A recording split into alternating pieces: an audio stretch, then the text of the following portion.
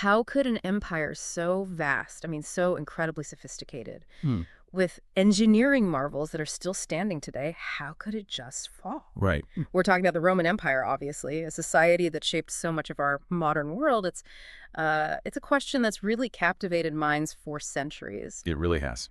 And today we're taking a deep dive into your sources to try and uncover not just what happened, but maybe the surprising why, and more importantly, what it might mean for you today.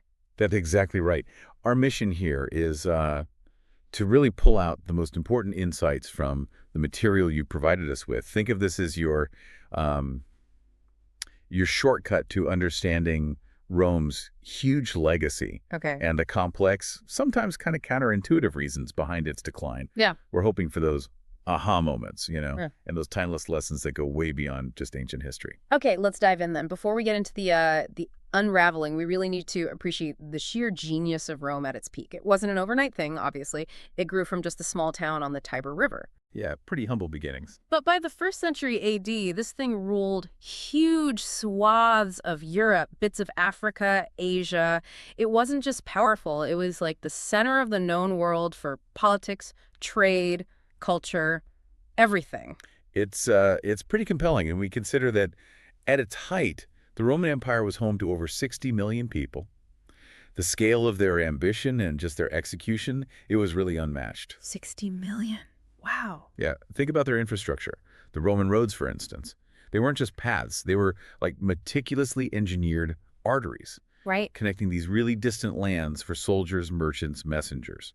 It allowed for this unprecedented speed and control across a massive territory. And loads of them are still around today. Many are, yeah, which is just, a testament to how well they built things. Their foresight was incredible. And the city of Rome itself, I mean, that was something else entirely. A metropolis, over Yeah. 1 million people, packed with temples, huge buildings, public spaces like the Colosseum. Yeah, the Colosseum. Yeah. Not just for entertainment, but a projection of imperial power, right? Exactly. And they had advanced sewer systems, public baths, a level of urban sophistication that kind of remarkably just vanished for centuries after the empire declined. It really shows that progress isn't always, a straight line. That's a great point. And those aqueducts. Yeah. These massive elevated channels.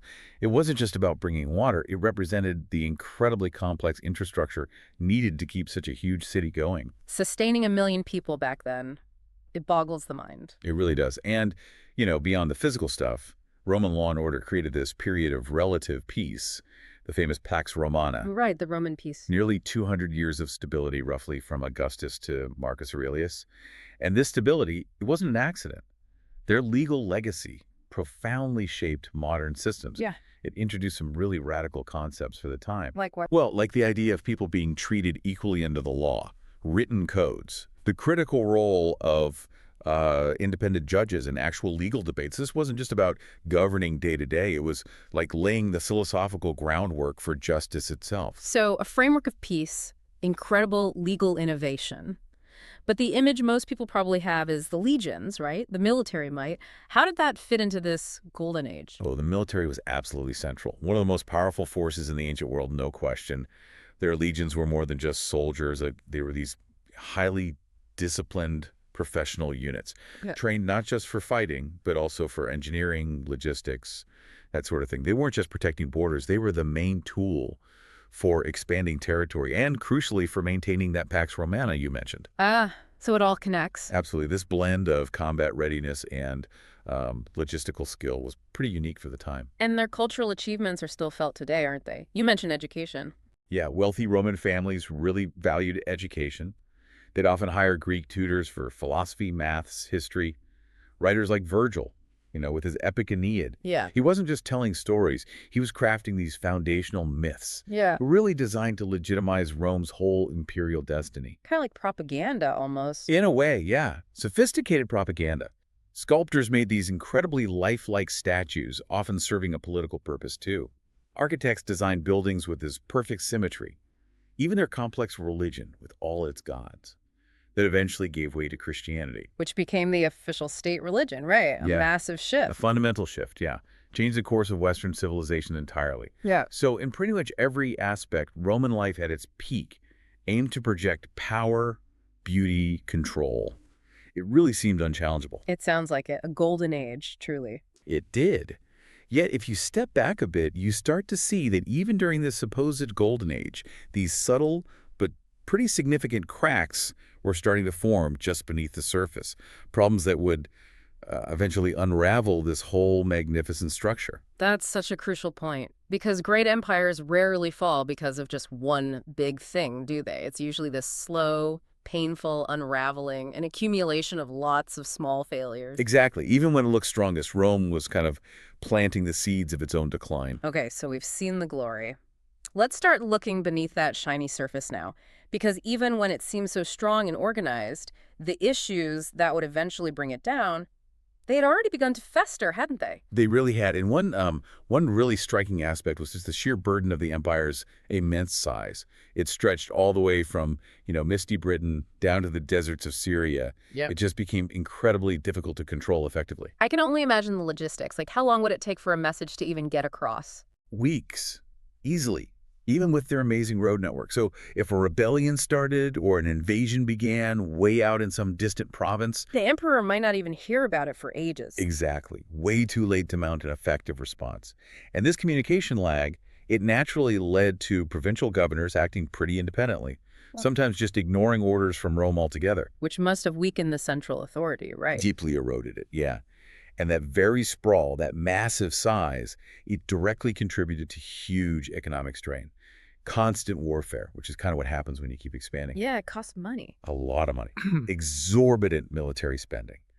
And how did they finance it? Yeah. Mostly through heavy, repeated taxes on the backbone of the empire, the farmers, the small businesses. Which must have caused enormous hardship. And probably resentment, too. Immense hardship and resentment, absolutely. And then there was their reliance on slave labor. That became a really profound long-term issue. How so? It sounded like it would be efficient, in a horrible way. Well, it was cheap in the short term, yes, but it completely disincentivized innovation. Right. Why bother investing in new tools or better farming methods when human labor was basically free? Ah, right. Makes sense. So when the military defeat started happening later on and fewer new slaves were coming in, productivity just plummeted. Leading to food shortages, higher prices. Exactly. And at the same time, the government started debasing the currency, producing more coins, but with less actual silver or gold in them. So inflation. Rampant inflation. Yeah. The value of the coins just fell rapidly. People completely lost trust in Roman money. In some areas, the economy actually went backwards, reverting to a simple barter system. Trade just broke down. Wow. So the economic foundations were crumbling. They were. And this brings us to another critical point. Confidence in the empire's leadership started to fray pretty significantly. After Marcus Aurelius, you mentioned. Yeah, after his death in 180 AD, his son, Commodus, his rule was erratic, selfish. It really ushered in a dark period. And this eventually culminated in what historians call the crisis of the 3rd century. The crisis of the 3rd century. What did that involve? It was basically a century of just unprecedented political chaos. Over 25 emperors in about 100 years, many of them assassinated or overthrown in military coups. 25 emperors in a century? That's insane. It was utter chaos. Generals, politicians, all fighting for power. Armies backing their own candidates, often through bribes or just outright threats. This wasn't just like a political merry-go-round. It was a fundamental breakdown. Breakdown of trust, legitimacy. All of it. The very idea of stable Roman governance just seemed to evaporate. It really hollowed out the empire from the inside. That kind of pervasive chaos must have been crippling. Corruption, fear replacing order and justice. You mentioned the Praetorian Guard acting as kingmakers. Yeah, the emperor's own bodyguards often had way too much influence, basically deciding who got to rule. This political instability just made it almost impossible for Rome to respond effectively to the real dangers bubbling up. And it wasn't just at the top, was it? You said the social fabric itself is fraying. Dramatically, the gap between the incredibly wealthy elite and the desperately poor just widened and widened. While the rich lived in luxury, farmers, often losing their land because of those economic pressures and taxes we talked about. They flooded into the cities. Yeah, into overcrowded, often squalid cities. Scarce jobs, rampant crime. It was a grim picture for many. It really makes you wonder, What happens when a society loses its core identity, its sense of purpose? That's a key question. By the 3rd century, many Romans seem to have lost that traditional civic pride, that loyalty to the state. They started focusing more on personal wealth, fleeting pleasure. How did that show itself? Well, you see it in various ways. Gladiator games became more brutal, more purely entertainment focused. The Senate, once a powerful body, became basically a rubber stamp for whoever was in charge. Lots of yes men. Power shifting elsewhere. Exactly. Military leaders started wielding more real power than the civilian government. You've had a demonstrable increase in crime, weaker law enforcement, just a general decline in social cohesion. Even things like education and the arts suffered, signaling this deeper societal malaise. And all this internal struggle. Meanwhile, the external pressure is building, wasn't it? Relentlessly. Yeah. Germanic tribes like the Visigoths, the Vandals, and then the really terrifying Huns, led by Attila, they were being pushed westward, partly by migrations, maybe climate shifts too, and they put this immense, ultimately unsustainable pressure on Rome's borders, which were already stretched thin. So the military couldn't cope. They were perpetually stretched. They struggled to recruit enough loyal Roman citizens, which led to this growing reliance on foreign mercenaries. Soldiers fighting for money, not for Rome. Precisely. Loyal to their paymasters, not the empire itself. Yeah. And often unreliable when things got tough. Plus, their policy of granting land to federati, these allied tribes, in exchange for defending the borders, that often backfired spectacularly. Oh, so? Because these groups, once they were settled inside Roman lands and had gained some power, they frequently turned against Rome. They essentially created enemies within their own borders. The empire was still standing, but it was losing its vital cohesion bit by bit. So this perfect storm, economic collapse, weak and unstable leadership, a compromised military, deep social divisions. It sounds like an incredibly dangerous situation. A slow collapse, piece by piece. It really was. Faced with this massive empire, too big to manage effectively. How did they even try to pull it back from the brink? Was there any attempt to fix it? There was. That's why Emperor Diocletian, this was in the late 3rd century AD, he made a really radical decision. He created the Tetrarchy. The Tetrarchy, rule of 4. Exactly, rule of 4. He basically divided the empire into 2 halves, east and west. Each half got an emperor called an Augustus and a deputy called a Caesar. Okay, so 2 senior emperors, 2 junior ones. What was the goal? The strategic goal was pretty straightforward. Make governing easier, allow for faster responses to regional threats happening on multiple fronts simultaneously. With one guy trying to manage everything from Britain to Syria, it just wasn't working. And then came Constantine, right? He seems like a pivotal figure. Hugely pivotal. In 330 AD, he really cemented this division by founding a brand new capital city for the Eastern Empire, Constantinople, modern-day Istanbul. Why there? Its location was just unparalleled strategically. A natural fortress commanding these vital trade routes between Europe and Asia. It was heavily fortified, it grew incredibly rich through trade, and it quickly became known as the New Rome in the East, a vibrant counterpoint to the struggling old capital. So 2 Romes, effectively. Did the division work initially? Initially, yeah, it did offer some advantages. The 2 halves could focus on their own specific problems, maybe even share resources sometimes. However, it also fostered this growing rivalry. Between East and West. Definitely. The East, with its strong trade links and that impressive new capital, grew wealthier and more stable over time. Meanwhile, the West became increasingly vulnerable, especially to those relentless barbarian attacks we talked about. And did their culture start to drift apart too? They did. Over time, despite still sharing Roman traditions, their governments and cultures diverged quite significantly. So even though old Rome remained like the symbolic capital, The real center of political power undeniably shifted to Constantinople. Many people in the West probably started to feel like the old heart of the empire was becoming a bit of a forgotten outpost. this administrative split, this cultural drift, it sounds like a major turning point. Did it make the empire weaker overall? In the long run, yes. It arguably made the empire easier to attack and harder to defend as a whole because priorities and leadership increasingly diverged. It really underlined the fact that the empire, in its original massive form, had just become too large and complex to manage as one single entity anymore. And that vulnerability, especially in the West, became terrifyingly real as the barbarian deluge, as you called it, really began, starting with the Visigoths. Yeah, the Visigoths, a Germanic tribe pushed by the Huns looking for safety inside Roman lands. But things went sour, and here's where the narrative takes a really dramatic turn. In 410 AD, under their leader Alaric, they famously sacked the city of Rome itself. Sacked Rome. Wow. What's really compelling about that event is the profound psychological shock it sent right across the known world. This was the first time in over 800 years that the actual city of Rome had been taken by a foreign army. 800 years. Yeah, Rome wasn't just a city. It was seen as the eternal city, the untouchable heart of civilization. Its capture was like watching, I don't know, a divine dream just collapse. It shattered centuries of perceived invincibility. And the attacks just kept coming after that, didn't they? Relentless. The Vandals. The Vandals, another Germanic tribe, they crossed into North Africa, which was absolutely vital as Rome's main grain supply, essentially cutting off its food source. Totally crippling. Then, in 455 AD, the Vandals actually captured Rome itself, again, plundering its riches, destroying buildings. It's really no coincidence that our modern word vandalism comes directly from this event. Shows you the deep destructive impact it had historically. Vandalism from the Vandals. Makes sense. And then Attila and the Huns, they sound particularly fearsome. They were a fierce nomadic people from Central Asia, led by the terrifying Attila, who was aptly nicknamed the Scourge of God.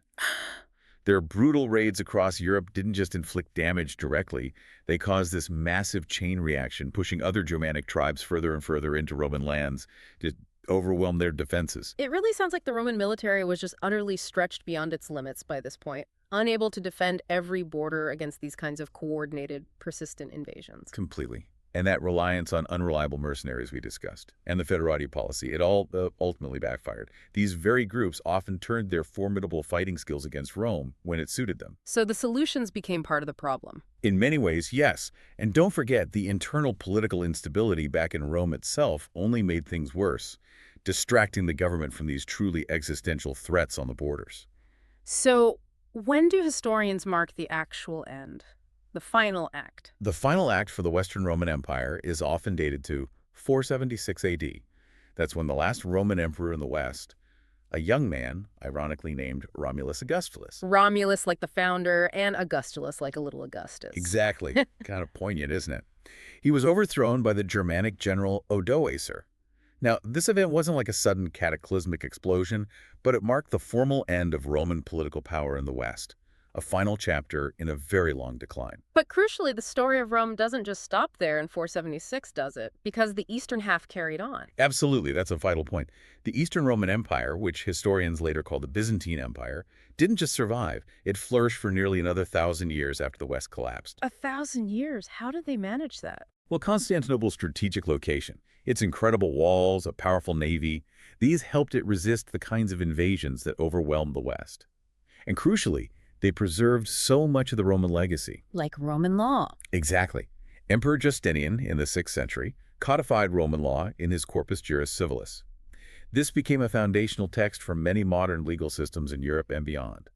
They also preserved countless traditions, culture, art. Think of the magnificent Hagia Sophia Church. So the Byzantine Empire is proof that Roman culture could adapt and endure. It's powerful testament to resilience and transformation, yeah. It shows that Roman culture and influence continue to evolve and endure long after the political fall of the West. Okay, so this whole epic saga, from rising power to eventual collapse in the West, but survival in the East. What does it all mean for you listening today? Could the fall of the Western Roman Empire actually have been prevented? It feels like such a provocative question because history often feels inevitable looking back. It does, but it's worth asking. If you look closer, every event was the result of choices, right? So it begs the question, could more stable succession, maybe, consistently appointing capable ethical leaders, could that have at least significantly delayed, if not prevented, the collapse? You think about the contrast between those long reigns of competent emperors early on and then that chaotic crisis of the 3rd century, it's stark. It really is. And what if the Senate had somehow retained more real power, been less corrupt? Or maybe, what if local governors had been given more effective autonomy, but with real accountability? Perhaps a more decentralized yet still cohesive model could have worked for such a huge territory. And the economy is a huge one, isn't it? What if they'd managed things differently? Responsible fiscal policies, maybe avoiding that disastrous currency devaluation, fairer taxes that didn't literally crush the farmers. Or maybe investing more in actual innovation, moving away from that heavy reliance on slave labor to actually boost productivity, create a more dynamic economy. It's also compelling to think about how they dealt with the so-called barbarians. What if Rome had treated tribes like the Visigoths and Franks with, I don't know, more genuine respect, trying to integrate them properly into society, citizenship, education, military training, rather than exploiting or betraying them so often? Yeah, that massacre of Gothic families, which directly led to the devastating Battle of Adrianople in 378 AD, that feels like such a critical turning point. Trust was just shattered, maybe irrevocably. Imagine if they built trust instead. And culturally, too, if there had been, say, a sustained investment in public education or real push to promote those core Roman values, duty, discipline, civic responsibility, would citizens have been better equipped, maybe psychologically and socially, to face the hard times when they came? It's possible. And military reform, too. What if Rome had really prioritized training its own loyal citizens, improved pay for soldiers, managed troop rotation effectively? Could they have maintained a stronger, more reliable military instead of relying so much on those often fickle mercenaries?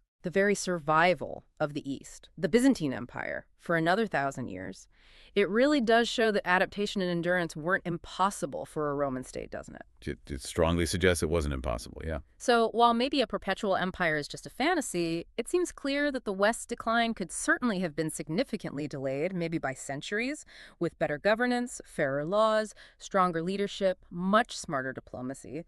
The lessons really do feel timeless. They really are. Rome's story, I think, profoundly reminds us of the critical importance of unity. When shared values, that sense of common purpose, and just basic trust breakdown between rich and poor, rulers and citizens, different regions, society becomes incredibly vulnerable. It really highlights the power of leadership, too, doesn't it? Strong, wise, ethical leaders seem vital for success. Unstable or self-serving leadership just leads to struggle. Absolutely. And wise resource management, a healthy economy, fair taxation, sustainable productivity. These aren't optional extras. They're the absolute bedrock that supports a nation's military, its infrastructure, its people. And cultural strength, too, that invisible glue that holds a society together. Shared values, a sense of duty, collective pride, community. When those erode, it weakens society from the inside, making it susceptible to external pressures. That's a great way to put it. Ultimately, external threats rarely shatter a truly robust society on their own. They tend to exploit the internal divisions, the corruption, the poor governance that's already there. No nation, doesn't matter how powerful it seems, can afford to ignore its internal health. But despite its political fall in the West, Rome's legacy is just immense, isn't it? It persists. It lives on in our legal systems, our languages, our architecture, even our dominant religions. It profoundly shaped the very fabric of our modern world. It really did. It's a powerful reminder that while civilizations rise and they fall, the ideas and the lessons they leave behind can continue to inspire and inform us for literally millennia. So, Rome's story really reminds us that even the greatest empires aren't immune to the forces of change. But the choices we make today as individuals, as leaders, as communities, they directly shape the future. If mighty Rome could fall, maybe no society is truly immune. But the more we learn from history, perhaps the better prepared we are to navigate the challenges ahead. History really is a kind of mirror, isn't it? Offering these profound insights into human nature and the timeless challenges that all civilizations seem to face. By trying to truly understand Rome, you gain this unique lens, I think, through which to view leadership, unity, culture, resilience, right here in your own time. We hope this deep dive has helped you connect some of those dots, not just about the past, but about the enduring lessons for today. Keep exploring. Stay curious. Remember, every chapter in history, especially one as rich as Rome's, offers keys to understanding our present.